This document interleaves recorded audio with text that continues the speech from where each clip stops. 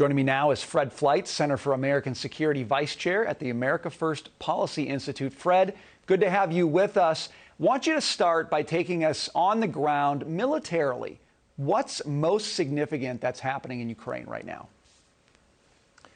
Well, Brian, it's good to be here. The Russians are moving to the time-tested military tactic of attacking cities.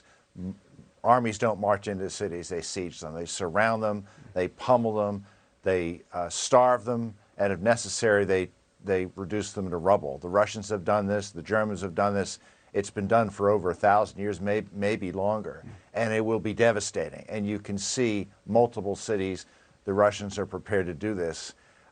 My hope is that there is a diplomatic way to avoid this from progressing much further, because I think the casualties we've seen so far of the Ukrainian people are nothing compared to what might be coming. So, Fred, let's talk about that. I want you to listen to President Zelensky on NATO membership, and then I'll get your reaction. Listen to this.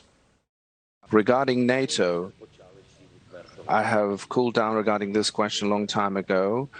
After we understood that that NATO is not prepared to accept Ukraine. Okay, this sounds big to me, Fred. President Zelensky says, I've cooled down on NATO. Is he offering an olive branch? Is this meant to be a signal to Russia that there's some room for negotiation here? I think we've seen some signs of movement. There was that statement, although Zelensky also said he's going to fight to the end when he spoke to the British Parliament. I hope he didn't mean that. The Russians seem to have dropped their demand that Ukraine be demilitarized. They would like a pledge of neutrality in the Constitution. They're also asking for Ukraine to recognize Russian sovereignty over Crimea and Donetsk and Luhansk as independent territories. Those will be hard things for the Ukrainians to accept. But I was happy to see that Ukrainian and Russian representatives will be traveling to Turkey on Thursday for a meeting that will be mediated by Turkish President Erdogan. So I hate to be too optimistic, but I'm glad there's some diplomatic efforts going on. You know, the no-fly zone question has been a big one lately. You've got a group of 27 foreign policy experts signing an open letter to the Biden administration calling for a limited no-fly zone. Fred, is a limited no-fly zone really even possible, number one? And number two, is it a good idea given the risk that it brings NATO forces into direct conflict with Russian forces? It's a terrible idea. No-fly zone means we would have to be prepared to shoot down Russian planes. They will shoot down ours. Bear in mind, not only do they have good pilots, they have very good anti-aircraft missiles.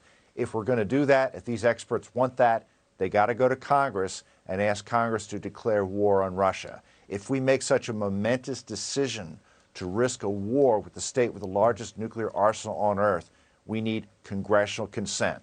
So if you know those guys, tell them they have to go to Congress. So this raises the question then of the fighter jets that apparently Poland is ready now to send the MiGs to Ukraine. They're going to be backfilled allegedly by U.S. fighter jets. That seems to me like just a half step from the no-fly zone, Fred. Are you concerned that that step in and of itself, which appears to be in the works now, could in fact trigger the kind of military response from Russia that we absolutely do not want to see? There's a lot of issues here. Now, the Poles unexpectedly sent those planes to Ramstein Air Base in Germany. My guess is they don't want the Ukrainians to fly them directly from Poland to Ukraine because the Russians would view it as an act of war. The Russians may view it as an act of war, but I got to tell you, the Russians are going to be watching those planes like a hawk. Their satellites will be tracking them. They'll be watching where they land. I don't know what advantage this is going to give the Ukrainians because the Russians will go out of their way to destroy these planes. Fred, really quickly, are you encouraged today by President Biden's ban on Russian oil, or is it merely symbolic? I think it's symbolic, and I'm disappointed that he was forced to do this after even Nancy Pelosi called for this. Biden seems terrified of rising oil prices. That's why he dragged his feet on this. That's why he's going to the Venezuelans for additional oil.